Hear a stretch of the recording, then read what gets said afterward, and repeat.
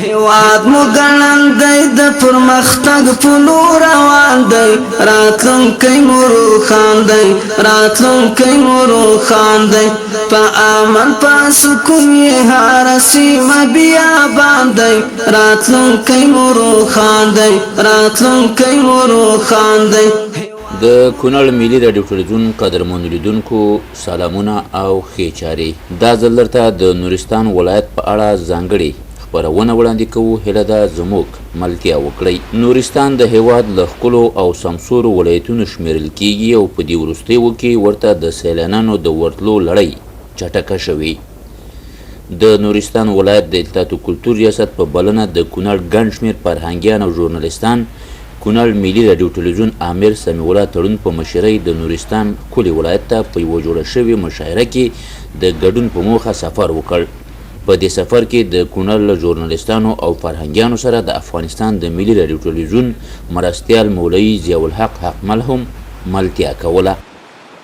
نورستان ته له رسېدو وروسته د کونړ شاعرانو او ژورنالیستانو د سمسور نورستان په نامه په جوړه شوې مشاعره کې برخه واخیسته او د هیواد ګڼو شاعرانو د نورستان طبیعي ښکلاوو ته خپل په زړه پورې شعرونه ولوسته. د دې مشاعرې وروسته د نورستانیانو له لوري د نورستان د شټیوي په نامه په یوه ښکلې او مینهناکه سیمه کې د کلتوري خوړو تابیا نیول شوې وه او نورستان ته د ورغلو میلمنو ځانګړې قدرداني ترسره شوه. راځئ چې د یو شمېر کونړیو ژورنالیستانو او فرهنګیانو ترڅنګ د نورستان د ځایي اوسیدونکو سیلانیانو او د نورستان ولایت د ځینو مسؤلینو څرګندونې واورو.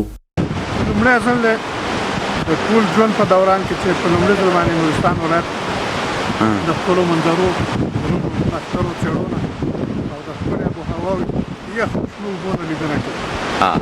ډېر د خوښۍ احساس کوي.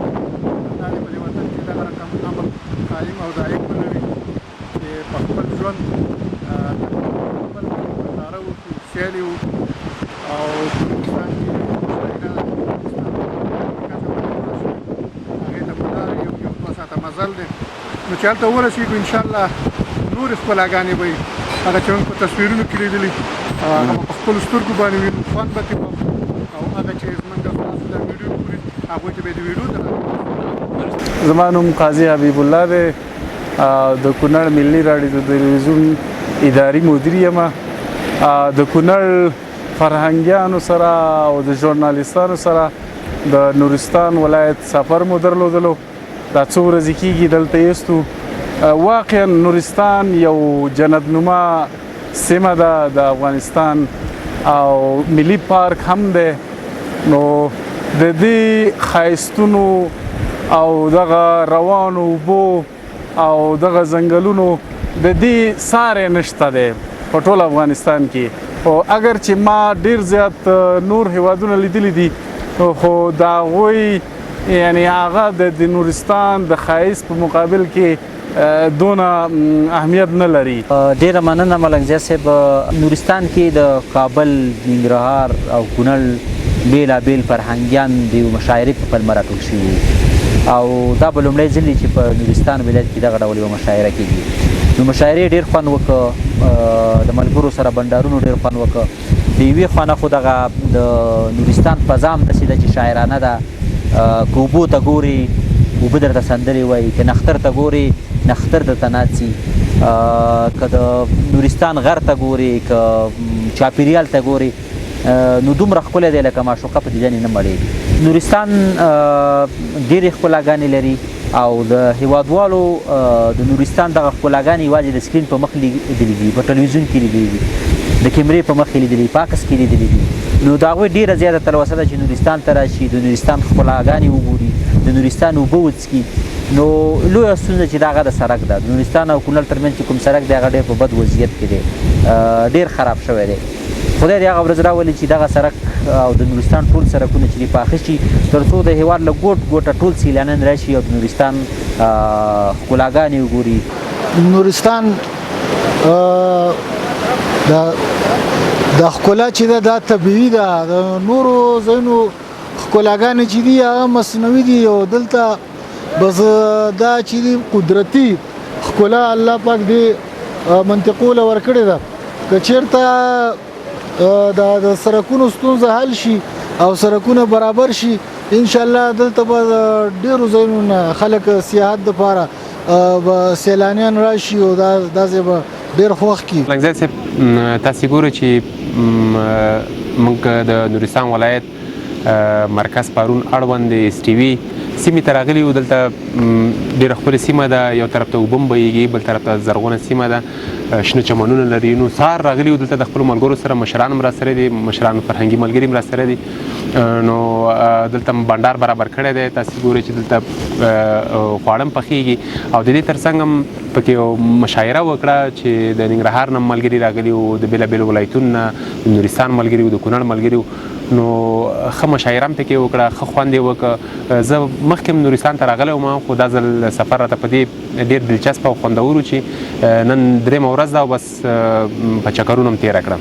لنګزی صاحب ډېره مننه. نورستان ته خو موږ ډېر راغلي وو، دا لومړی سفر نه دی.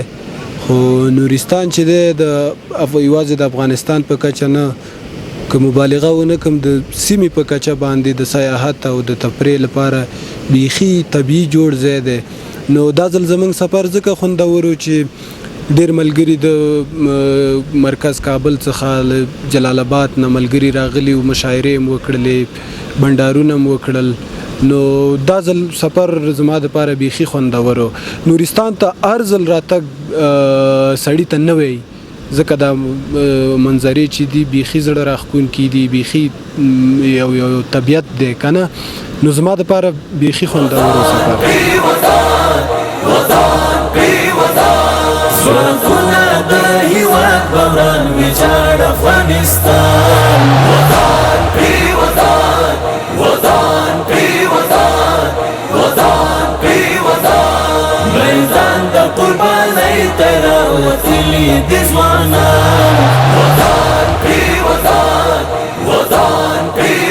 زما نوم نهضت الله عادل دی، د کونړ ولایت اوسېدونکی یم او دلته د نورستان په پوهنتون کې استاد یم.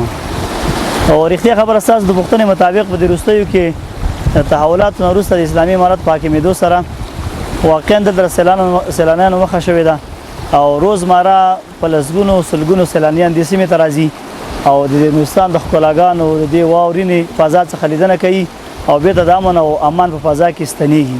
نو واقعا دا د خوشحالۍ ځای دی چې پس د ډېر وخت څخه زموږ په هیواد کې دغه شان یوه فضا حاکمه شوله چې موږ د خپل هیواد هر ګوټ ته بغیر له کوم درد او بغیر له کوم تشویش او ویرې ازادانه سفر کولی شو او الله دې همداسې برقراره وساتي. رحیم دی د شټوي کلي اوسېدونکی، پرون آخري سر کلي دی او دلته سیلانیان راځي وو، کندهار نه ونیسه هلمند، پکتیا، پکتیکا، کابل، ننګرهار، کونړ، خو اسم زموږ سرحد زموږ همسایه ولایت دی. نو دا خلک هر کال راځي اوړي ته، څوک فامیلي راځي، څوک داسې انډیوالان دوستان راځي د سیل ته دې او نورستانیان بیا حتما چې میلمه راشي، زموږ خلکو خصوصا نورستان خلک میلمه دوست دی، میلمانه راشي خوشحالېږي، قدر یې ورته کوي. ستا غوښتنه څه د خلکو نه؟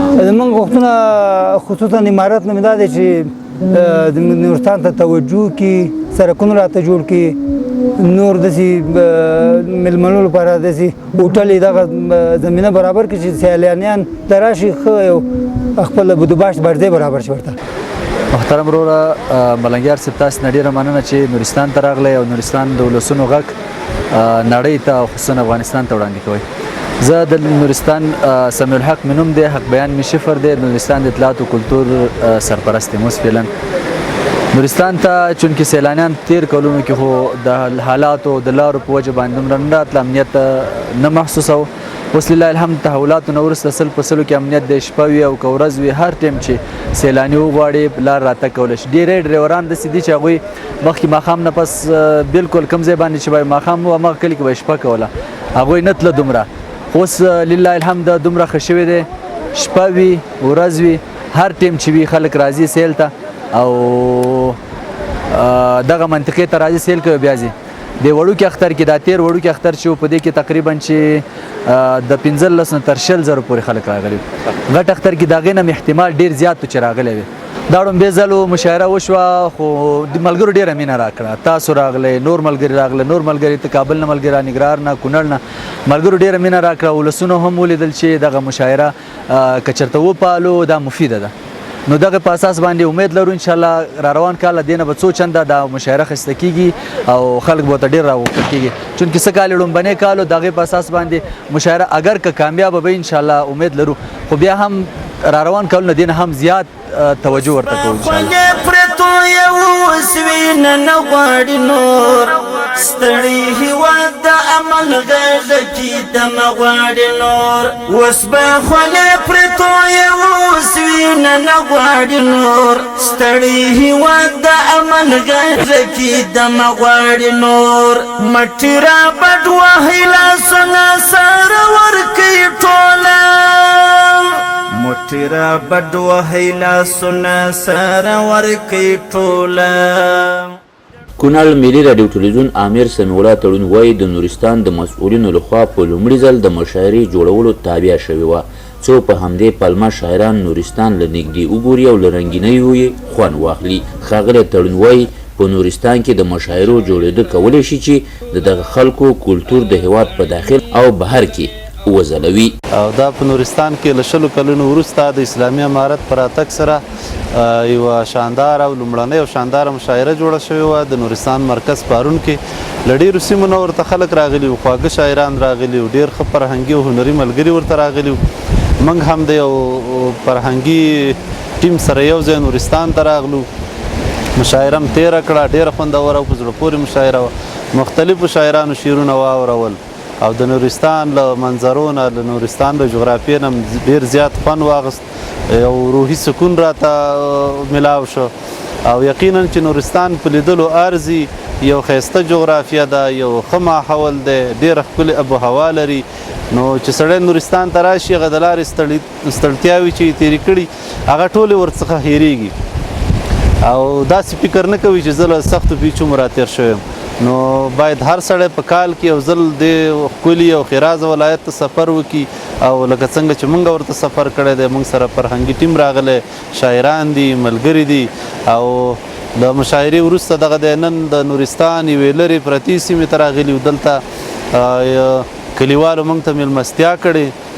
هغه د دوی محلي کوم خواړه چې دي هغه ترتیب کړي دي. غرمنۍ هم د دې کلیوالو سره ده او ډېر زیات میلمه پالي دي. زمونږ په ټیم کې د کابل څخه راغلي د راډیو ټلویزیون د ریاست معاون ښاغلی ضیاءالحق حقمل هم را سره ملګری دی او زمونږ د کونړ د ملي راډیو ټلویزیون فرهنګي ټیم راغلي وو. زمونږ خبریالان دي، زمونږ پروډیوسران دي، د اداري بخش کارمندان دي. نو ښه پوره ټیم راغلي وو او ډېر خوښي راته دلته هغه شوه په دې سفر. نو په ټولو هیوادوالو م غږ دی چې دا په ځان لازم وګڼئ چې په کال کې یو ځل نورستان ته یو سفر وکړئ. دا به ستاسې د روحي سکون لپاره ډېر یو خوندور سفر وي.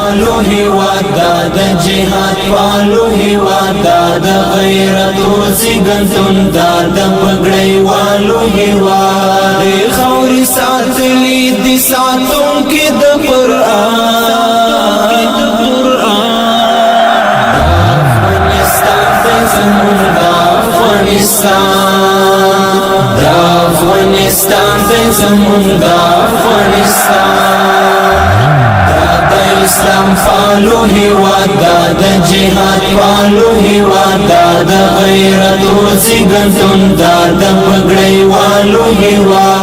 د افغانستان د ملي راډیو ټلویزیون مرستیال ضیاءالحق حقمل کونړ ملي راډیو ټلویزیون ته وویل که د نورستان سړکونه ورغول شي او د سیلانیانو لپاره په شنو سیمو کې اساسي تفریح ځایونه جوړ شي دغه ولایت ته به د سیلانیانو ورتله لا ډیر شي. نورستان د افغانستان ملي پارک یادېږي او د نورستان هره برخه هره سیمه هغه د سیاحت لپاره جوړه ده. طبیعي ښکلا ده چې الله جل جلاله دغه سیمې ته ورکړې ده. نو ډېر کم کار غواړي که په دې برخه کې کار وشي او مسؤلین او ادارې ورته توجه وکړي.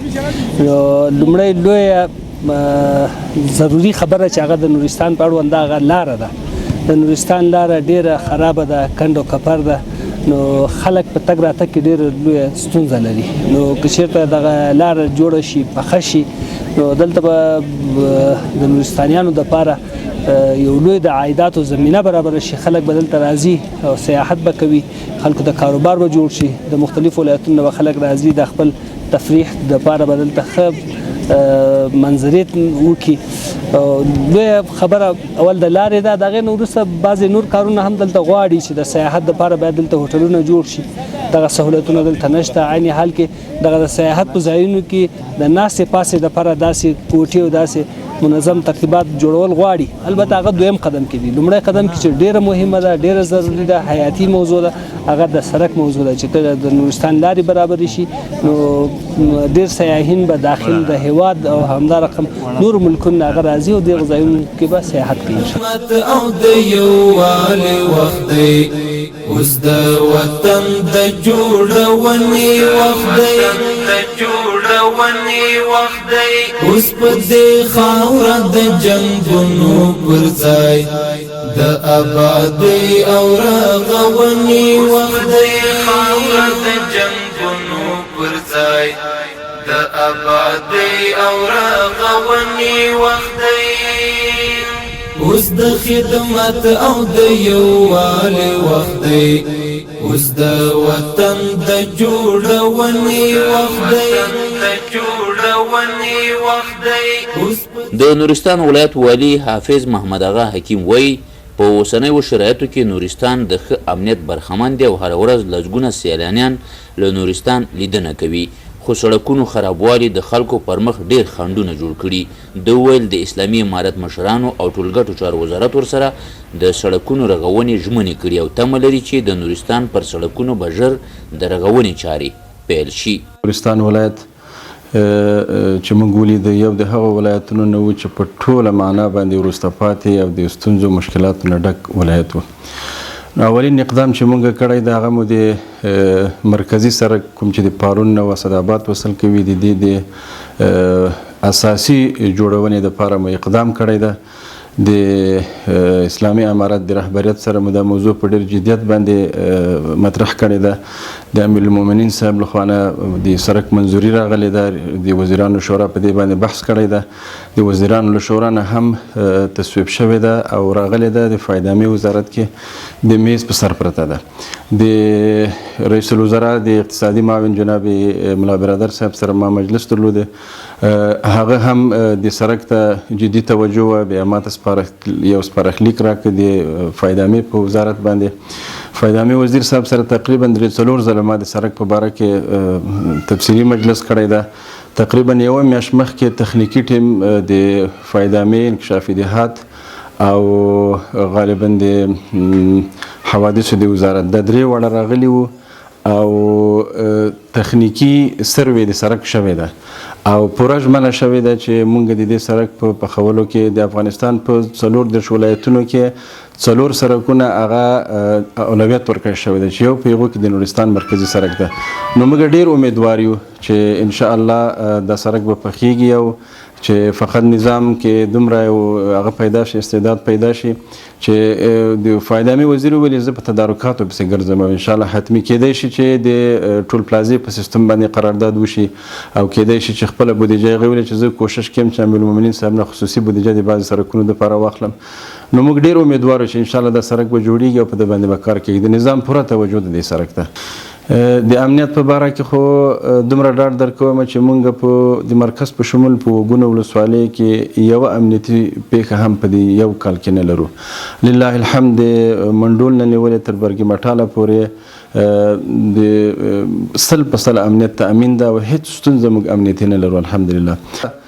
چون دلته مختلف قومونه دي، مختلف ژبې دي، مختلف درې دي او داسې مختلف اقوام راجمع شوي دي، خو لله الحمد ټول د نورستان قومونه د نظام سره پوره همکار دي او هیڅ شکایت تر اوسه پورې د نظام نه نشته او ټول را سره اوږه په اوږه باندې ولاړ دي.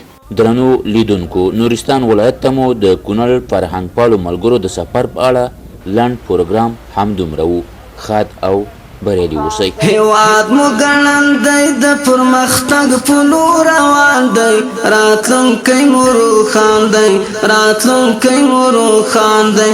په امن په سکون یې هره سیمه بیابان دی، راتلونکی مو روښان دی، راتلونکی مو روښان دی. هیواد مو ګړندی د پرمختګ په لور روان دی، راتلونکی مو روښان دی، راتلونکی مو روښان دی. په امن په سکون یې هره سیمه بیابان دی، راتلونکی مو روښان دی، راتلونکی مو روښان دی. خواخوږي د وطن یو، ساتنې ته یې ژمن یو، ساتنې ته یې ژمن یو. په کلک فولادي هوډ له هر څه نه برخمن یو، هر څه نه برخمن یو. په کلک فولادي هوډ له هر څه نه برخمن یو، هر څه نه برخمن یو. په لاره اچولی ورته موږ ځانګړی پلان دی، راتلونکی مو روښان دی، راتلونکی مو روښان دی. هیواد مو ګړندی د پرمختګ په لور روان دی، راتلونکی مو روښان دی، راتلونکی مو روښان دی. په امن په سکون یې هره سیمه بیابان دی، راتلونکی مو روښان دی، راتلونکی مو روښان دی. ځواکونه یې محکم دي، صفونه منظم دي، صفونه منظم دي. سرتیري سرشاره د عزم په لار تم دي، د عزم په لار تم دي. سرتیري سرشاره د عزم په لار تم